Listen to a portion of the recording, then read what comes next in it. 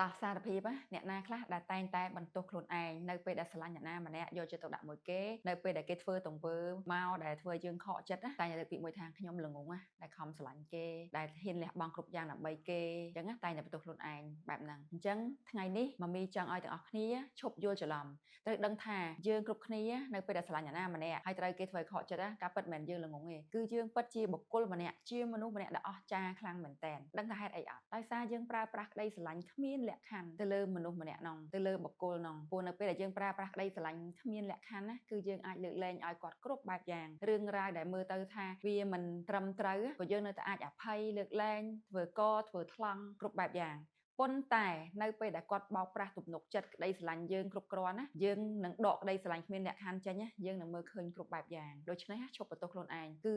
គ្រប់គ្នាជាមនុស្សដែលអស្ចារ្យអាចប្រើប្រាស់ក្តីស្រឡាញ់គ្មានលក្ខខណ្ឌទៅកាន់មនុស្សជុំវិញខ្លួន